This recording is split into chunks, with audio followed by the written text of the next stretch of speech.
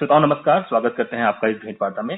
बहुत खास दिन है आज के दिन को हम 31 मई के रूप में तो जानते ही हैं, लेकिन पूरे विश्व में ये दिन आज वर्ल्ड नो टोबैको डे यानी विश्व तंबाकू निषेध दिवस के रूप में मनाया जाता है। और तंबाकू के सेवन से हम सभी जानते हैं कि कैंसर जैसी गंभीर बीमारी भी होती है और कई बार ये मुंह के कैंसर के रूप में भी हमारे सामने आती है। तो इसी विषय पर बात करने के लिए आज हमने अपने स्टूडियोज में कनेक्ट किया है। बहुत ही खास मेहमान हैं। आप हैं डॉक्टर श्वेता भटनागर, आप प्रोफेसर हैं, विभागाध्यक्ष हैं, मैक्सिलोफेशियल सर्जन हैं आप, दंत रोग विभाग बुंदेलखंड मेडिकल कॉलेज में।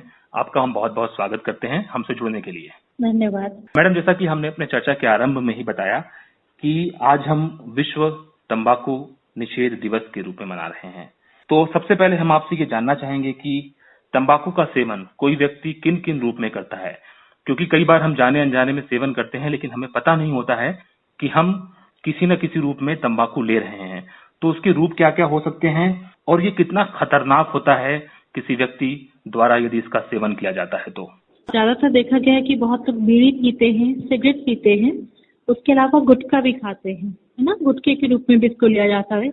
कई बार पान जो रहता है, पान के अंदर भी तंबाकू मिला हुआ होता है। आप तंबाकू वाला पान या खैनी वो खाते हैं। कभी कभी देखा गया है कि ज्यादातर इंटीरियर्स में नस मंजन भी लोग इस्तेमाल करते हैं, तंबाकू वाला मंजन। खासकर तंबाकू वाला मंजन जब वो लोग यूज करते हैं तो उनको पता नहीं होता है कि इसमें तंबाकू मिला हुआ है, जो कि काफी खतरनाक हो सकता है आगे जाके। हाँ, दूसरा मैं ये जानना चाहता हूँ कि ये कैंसर कॉज करता है, इसके कारण तंबाकू के सेवन के कारण कैंसर होता है।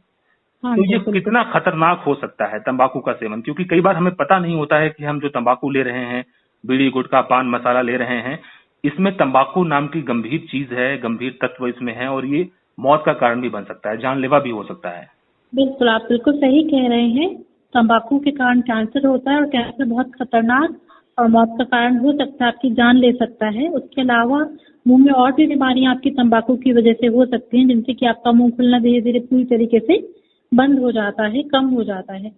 और इंडिया में जो सबसे ज्यादा कॉमन कैंसर, में से तीसरा सबसे ज्यादा कॉमन कैंसर है मुंह का कैंसर, जो कि तंबाकू लेने से होता है। तंबाकू लेने से खाली मुंह में कैंसर नहीं होता, उसके अलावा उनका चाहे लंग्स में भी हो सकता है, आपके चाहे खाने की नली में, सांस लेने की नली में, और बहुत सारी जगहों पर तंबाकू की वजह से कैंसर हो सकता है।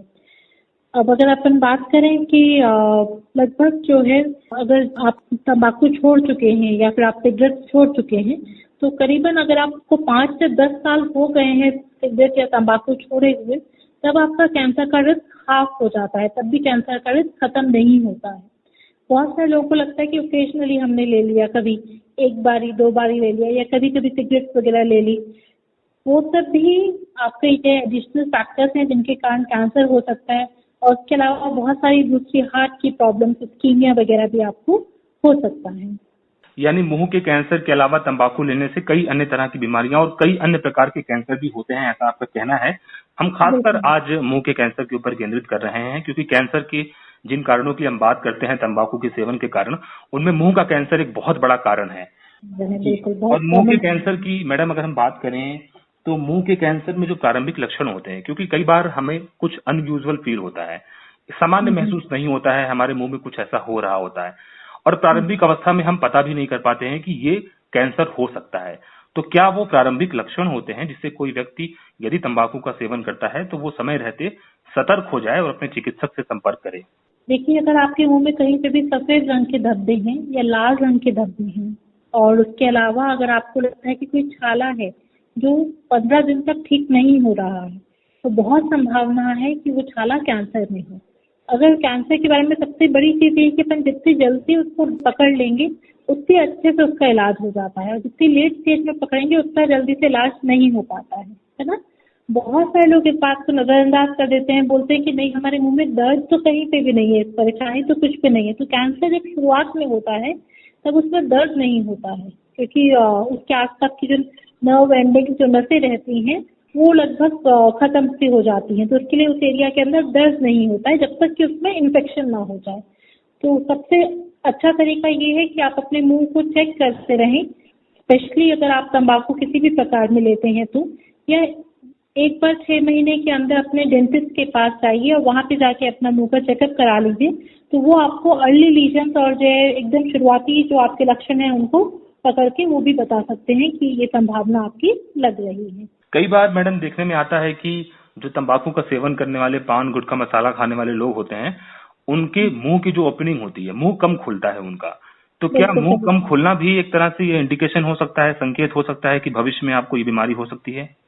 बिल्कुल ये इंडिकेशन हो सकता है। एक तो कैंसर के कारण ही हो सकता है कि मुंह कम खुले, जी। और दूसरा तंबाकू से रिलेटेड एक बीमारी होती है ओरल सबम्यूसिव फाइब्रोसिस, जिसके अंदर मुंह कम खुलना शुरू हो जाता है और जो आगे जाकर कैंसर का स्वरूप धारण कर सकती है। जी जी, बहुत महत्वपूर्ण जानकारी आपने दी। और जो प्रारंभिक लक्षण होते हैं उनको बिल्कुल भी नजरअंदाज नहीं करना है, क्योंकि बाद में चल के ये काफी घातक हो सकता है और उतनी ही मुश्किल हो जाती है इसका इलाज करने में। डॉक्टर साहब, आपसे अब हम ये समझना चाहेंगे कि यदि मरीज आता है जांच के लिए, परामर्श के लिए, तो कौन कौन सी जांचें होती हैं, कितनी महंगी जांचें होती हैं, और सरकारी तौर पे यदि हम बात करें तो ये जांचें कितनी सरल हैं, कितनी सुलभ हैं, लोगों को मिल जाती हैं आसानी से, और क्या यदि प्रारंभिक अवस्था में ही बीमारी पकड़ में आ जाए तो इसका इलाज संभव है? बिल्कुल बिल्कुल, प्रारंभिक अवस्था में अपने को बीमारी पकड़ में आ जाए तो इसका इलाज पूरी तरीके से संभव है। सबसे जो सिंपल जांच होती है ओरल कैंसर की, सबसे पहले स्क्रीनिंग होती है कि आपको विजुअली जब हम लोग देखते हैं तो कहीं कुछ अलग तो नहीं लग रहा है देखने में या उसको फील करने में। दूसरा होता है फिर उसके बाद साइटोलॉजी। साइटोलॉजी के अंदर क्या होता है कि आपके मुंह में से एक लेयर जो है ली जाती है, हल्की सी स्लाइड पे डालकर उसमें देखा जाता है कि उसमें किसी प्रकार का कैंसर तो नहीं है, और अगर जरूरत लगती है तो एक छोटी सी बायोप्सी भी उस एरिया से ली जा सकती है। ये सभी जांचें सभी सरकारी अस्पतालों में होती हैं। जांचों के बारे में आपने बताया, और अब हम चर्चा के इस चरण में आपसे ये जानना चाहेंगे कि तंबाकू का सेवन करते करते लोगों को इसकी लत लग जाती है। हाँ तो जी। क्या कारण होता है कि ये इतना ज्यादा लोगों को एडिक्ट बना देता है, इतनी ज्यादा इसकी लत लग जाती है, और क्या कोई इसका स्वस्थ विकल्प हो सकता है यदि व्यक्ति पुनर्वास की तरफ जाना चाहे, रिहैबिलिटेट करना चाहे, तो इसके लिए क्या रास्ते हो सकते हैं? देखिए, बहुत सारे रिहैबिलिटेशन सेंटर्स हैं जो गवर्नमेंट अप्रूव भी हैं, अदरवाइज बहुत सारी एनजीओज ने भी बना रखे हैं, तो उन सब में जा सकते हैं। उसके अलावा तंबाकू में निकोटिन रहता है मेनली, निकोटिन के कारण आप उसके आदी होते जाते हैं। तो इसके लिए कुछ दवाइयाँ भी आती हैं जो आपको शुरुआत में आपसे बचने के लिए हेल्पफुल रहती हैं। अगर आप छोड़ना चाहते हैं, और कई बार होता है कि आपको छोड़ना चाहते हैं लेकिन आपके हाथों में कंपन होना शुरू हो जाता है, आप कंट्रोल नहीं कर पाते, तो उस अवस्था के लिए डॉक्टर आपको निकोटिन की कुछ टैबलेट्स, निकोटिक टैबलेट्स आती है, वो इस प्रकार से देते हैं कि इसको धीरे धीरे कम करते चले जाते हैं, जिससे कि आपकी तंबाकू सेवन की आदत छूट जाती है। तो जी, यानी तंबाकू छोड़ना ये संभव है, और सिर्फ ये आपकी मानसिक शक्ति पे, आपके विल पावर पर निर्भर करता है, और डॉक्टर पूरी तरीके से आपका सहयोग करते हैं इस कार्य में। इसलिए ये धारणा बिल्कुल गलत है कि तंबाकू अगर एक बार आपको इसकी लत लग जाए तो इसे छोड़ना मुश्किल है। ये मुश्किल नहीं है, ये आसान काम है, ये हो सकता है, और चिकित्सक के परामर्श से, अपने इच्छा शक्ति से आप इसे पूरी तरीके से कर सकते हैं। जी हाँ, बिल्कुल। चर्चा के आखिरी दौर में आपसे बस हम ये समझना चाहेंगे और जानना चाहेंगे, खासकर युवाओं के लिए, क्योंकि तंबाकू निषेध दिवस हम मना रहे हैं। इसका मकसद है कि तंबाकू के प्रयोग को, इसके सेवन को न्यूनतम करना, हतोत्साहित करना, जीरो पे लाना। तो खासकर जो युवा पीढ़ी है, जो हमारे देश का भविष्य है, और उसको ध्यान में रखते हुए, क्योंकि तंबाकू का सेवन कई बार हम युवाओं में भी देखते हैं कि एक शौक, एक स्टेटस बन जाता है, और लोग एक दूसरे के साथ में, सानिध्य में, संगत में ये चीज करते हैं। तो खासकर उनको ध्यान में रखते हुए हम तंबाकू के दुष्परिणामों के प्रति उनको आगाह करें, परिचित करवाएं, क्योंकि शुरुआती दौर में उनको ये पता भी नहीं होता है, जब उनको लत लग जाती है इसकी, कि ये कितनी खतरनाक चीज है। पहले ही उनकी आंख खुल जाए और वो जागरूक हो जाएं, इसके लिए आप क्या संदेश देना चाहेंगे उन्हें? जी, इसके लिए मैं एक बहुत इम्पोर्टेंट बात ये बोलना चाहूंगी कि हम लोग को सबसे पहले वो बच्चों को केंद्रित करना चाहिए उनके ऊपर जो कि स्कूल में है ना, स्पेशली 6ठी 7वीं क्लास में जो है, उस लेवल से हम लोगों को तंबाकू के लिए उनको समझाना है। क्योंकि जब हम देखेंगे तो ज्यादातर बच्चे कागज को अपने घर से ही लेते हैं, घर से ही पकड़ते हैं, अपने घर में देखते हैं अपने माँ को या पिताजी को या आसपास किसी को लेते हुए, और उनके अंदर जिज्ञासा होती है कि ये क्या है, इसको लेने से अच्छा लगता है तो हम भी लें। तो उस समय वो लोग इतने नादान होते हैं कि वो समझ ही नहीं पाते हैं कि हमारे लिए खतरनाक है।